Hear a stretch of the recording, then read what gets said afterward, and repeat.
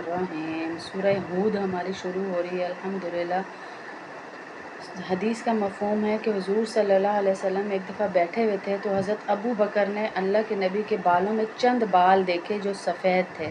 तो अल्लाह के नबी सल्लल्लाहु अलैहि वसल्लम को अबू बकर ने कहा, या रसूलल्लाह, आप बूढ़े हो गए हैं। तो अल्लाह के नबी सल्लल्लाहु अलैहि वसल्लम ने कहा, मुझे सूरह हूद ने बूढ़ा कर दिया है। यानी बाज़ औक़ात कहते हैं ना, हमें फ़िक्रों ने बूढ़ा कर दिया है।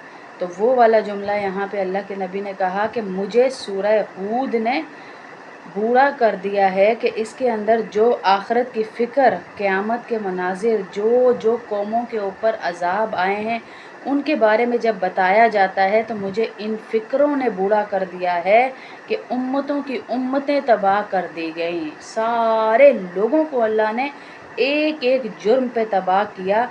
हत्ता कि इस सूरत में ये भी बताया गया कि जितने लोग हैं, जितने अम्बिया के बारे में हम पीछे पढ़ते आए हैं, उनकी कौमों के बारे में पढ़ते आए हैं, उनके अज़ाबों के बारे में पढ़ते आए हैं जिन्होंने अल्लाह को नहीं माना, इस सूरत में हज़रत नूह, हज़रत हूद, हज़रत सालेह अलैहिस्सलाम, हज़रत शुएब अलैहिस्सलाम, हज़रत लूत अलैहिस्सलाम के वाक़यात तफ़सील से इंतहाई बलीग़ और मौसर असलाब में बयान किए जाएंगे। बताना मकसद ये है इस सूरत में कि अल्लाह ताला की नाफरमानी बहुत बड़ी ज़ोर आवर कौमों को भी तबाह कर चुकी, तो हम तो कोई चीज़ ही नहीं है। बड़ी बड़ी कौमों को जिनकी ताकत के तज़किरे इसमें होंगे सूरत में, जिनके बारे में बहुत कुछ बताया जाएगा कि अल्लाह ने उनको नहीं छोड़ा तो हमारी क्या औकात, हम कौन है। और जब इंसान इस नाफरमानी की वजह से अल्लाह ताला के कहर और अज़ाब का मुस्तहिक हो जाता है तो चाहे कितने बड़े पैगंबर के साथ उसका वास्ता हो। पीछे भी हमने पढ़ा था कि अपने अपने आमाल लेकर जाने हैं। हमें किसी की पैगंबरी की या रिसालत की या किसी वली की या किसी की भी रिश्तेदारी या निस्बत नहीं छुड़वा सकती है। उसका ये रिश्ता उसे अज़ाब इलाही से नहीं बचा सकता, चाहे कितना भी करीबी हो। उसकी सबसे बड़ी मिसाल अल्लाह के नबी सल्लल्लाहु अलैहि वसल्लम के सगे चचा थे कि सगे चचा होने के बावजूद, किफ़ालत करने के बावजूद अगर उन्होंने कलमा नहीं पढ़ा तो वो जन्नत में नहीं जाएंगे, ऐलान हुआ। फिर यहाँ पे हज़रत नूह अलैहिस्सलाम के बेटे और हज़रत लूत अलैहिस्सलाम की बीवी तक को ये निस्बत नहीं बचा सकी कि नबी थे। कितनी उनके लिए दुआएं की होंगी, कितना समझाया होगा, कितने मोजज़ात खुले दिखाए होंगे, लेकिन वो ईमान ना लाए तो अल्लाह ने उनको भी अज़ाब दिया। यहाँ वही बताया जा रहा है कि बहुत सारे वाक़यात होंगे जिनमें तंबीह की जा रही है इस सूरत में मुसलमानों को कि ये खौफ, अल्लाह का तकवा हर वक्त रखना है तुमने। इसमें ये नहीं देखना कि क्या चीज़ हमें कहाँ पर देखनी है, अल्लाह यहाँ देख रहा है नहीं देख रहा। शादियों पे भी अल्लाह होता है, बर्थडेज़ पे भी अल्लाह होता है। तमाम अहकामात जो हम अल्लाह के तोड़ रहे होते हैं, अल्लाह उस वक्त भी हमें देख रहा होता है। और इस सूरत के फ़ज़ाइल में से ये है कि दुश्मन का बहुत बड़ा कोई नरगा हो, उसमें हम फंस जाएं तो जिस सिमत आपका दुश्मन जिस डायरेक्शन में रहता है, एक दफ़ा पढ़ के वहाँ दम कर दिया जाए तो अल्लाह हिफाजत फरमाते हैं। और 13 मरतबा पढ़ें तो बहुत बड़ी मुसीबत से अल्लाह हमारी हिफाजत फरमाते हैं। और जो बच्चे आजकल दीन से फिर चुके हैं, बिल्कुल बात ही नहीं मानते दीन के मामले में, बहस बहस बहस, तो उनके लिए भी अगर इसको 21 दिन तक एक दफ़ा पढ़कर उन पर छिड़का जाए या उन पर दम कर दिया जाए तो अल्लाह रब्बुल इज़्ज़त उनको भी हिदायत का रास्ता दिखाते हैं। बिस्मिल्लाहिर्रहमानिर्रहीम। सूरह हूद शुरू कर रहे हैं। या ताज़िरून पारा रुकू नंबर 1। अलिफ लाम रा किताबुन उहकिमत आयातुहु सुम्मा फुस्सिलत मिन लदुन हकीमिन खबीर। अलिफ लाम रा, ये आपको पहले भी बताया था सबको कि ये जो है इसके मायने अल्लाह रब्बुल इज़्ज़त ही जानते हैं। इसके सही मायने क्या हैं, हुरूफ़ मुक़त्तआत में से आते हैं, बड़ी फ़जीलत के हामिल हैं, लेकिन मायने अल्लाह रब्बुल इज़्ज़त जानते हैं। इनको ऐसे ही अलग अलग पढ़ा जाता है। ये वो किताब है जिसकी आयतों को दलाइल से मजबूत किया गया है, फिर एक ऐसी ज़ात की तरफ से उनको तफसील के साथ बयान किया गया है जो हिकमत की मालिक है और हर बात से बाखबर है कि दलाइल भी इसमें मजबूत हैं। और इसको देने वाला जो अल्लाह रब्बुल इज़्ज़त की ज़ात है उसके बारे में भी कहा जा रहा है कि वो ऐसी ज़ात है जिसने इसको बयान किया है जो हिकमत और ہر بات سے باخبر ہے، بھری ہوئی ذات ہے حکمت سے، وہ ذات اس قرآن کو بیان کر رہی ہے۔ ألا تعبدوا إلا الله إنني لكم منه نذير وبشیر۔ یہ کتاب پیغمبر کو حکم دیتی ہے کہ وہ لوگوں سے کہیں کہ اللہ کے سوا کسی کی عبادت نہ کرو، میں اس کی طرف سے تمہیں آگاہ کرنے والا اور خوشخبری دینے والا، سنانے والا ہوں، یعنی میں تو بتانے والا ہوں جنت کی خوشخبریاں، جہنم سے ڈرانے والا، کیونکہ اللہ کے نبی صلی اللہ علیہ وسلم نے کہا میری تو یہی ڈیوٹی لگائی گئی ہے، مجھے اسی لیے بھیجا گیا ہے۔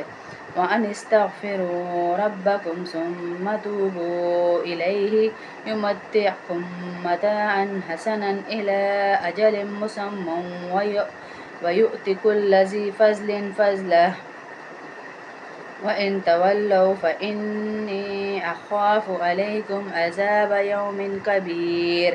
یہ کتاب پیغمبر کو حکم دیتی ہے اور یہ ہدایت دیتا ہوں اور یہ ہدایت دیتا ہوں کہ اپنے پروردگار سے گناہوں کی معافی مانگو، پھر اس کی طرف رجوع کرو، اور تمہیں ایک مقررہ وقت تک زندگی کا اچھا لطف اٹھانے کا موقع دیا گیا ہے۔ ہر اس شخص کو جس نے زیادہ عمل کیا ہوگا اپنی طرف سے زیادہ اجر اللہ دے گا، اور اگر تم نے منہ موڑا تو مجھے تم پر ایک بڑے دن کے عذاب کا اندیشہ ہے۔ اللہ کے نبی صلی اللہ علیہ وسلم کہہ رہے ہیں کہ میں تم لوگوں کو اللہ کی طرف سے یہ ہدایت دیتا ہوں کہ دیکھو اللہ سے ڈرو، اللہ نے تمہیں تھوڑی سی زندگی دی ہے، نہ مزے کرنے سے منع کیا، نہ ہی زندگی کو گزارنے سے منع کیا، نہ ہی کھانے پینے سے منع کیا، حلال زیادہ ہے حرام تھوڑا ہے، اگر اس پہ چل جاؤ گے تو آخرت کی ساری خوشیاں اللہ تمہیں دے گا۔ إِلَى اللَّهِ مَرْجِعُكُمْ وَهُوَ عَلَىٰ كُلِّ شَيْءٍ قَدِيرٌ۔ اور تمہیں اللہ ہی کے پاس لوٹ کر جانا ہے، وہ ہر چیز پر پوری قدرت رکھتا ہے۔ أَلَا إِنَّهُمْ يَثْنُونَ صُدُورَهُمْ لِيَسْتَخْفُوا مِنْهُ أَلَا حِينَ يَغْتَشُونَ ثِيَابَهُمْ يَعْلَمُ مَا يُسِرُّونَ وَمَا يُعْلِنُونَ إِنَّهُ عَلِيمٌ بِذَاتِ الصُّدُورِ۔ دیکھو یہ کافر لوگ اپنے سینوں کو اس سے چھپنے کے لیے دوہرا کر لیتے ہیں، یاد رکھو جب اپنے اوپر کپڑے لپیٹتے ہیں، اور اللہ کی یاد وہ باتیں بھی جانتا ہے، اللہ وہ باتیں بھی جانتا ہے جو یہ چھپاتے ہیں، اور وہ بھی جو یہ علی الاعلان کرتے ہیں، یقیناً اللہ سینوں میں چھپی ہوئی باتوں کو پورا جانتا ہے، پورا علم رکھتا ہے اس کا۔ بہت سے مشرک لوگ حضور صلی اللہ علیہ وسلم کا سامنا کرنے سے اپنے آپ کو بچاتے تھے۔ یہ آیت اس موقع پہ نازل ہوئی تاکہ آپ کی کوئی بات ان کے کان میں ہی نہ پڑ جائے۔ چنانچہ کبھی حضور صلی اللہ علیہ وسلم نظر آتے تو اپنے سینوں کو دوہرا کر کے اور اوپر کپڑا لپیٹ کر وہاں سے کھسک جاتے، یعنی وہ الٹی طرف چلنا شروع کر دیتے یا رخ موڑ لیتے اور منہ پر کپڑا کر لیتے۔ تو اللہ رب العزت کہہ رہے ہیں تم جو مرضی کرتے رہو، ہمیں ہر چیز کا پتہ ہے۔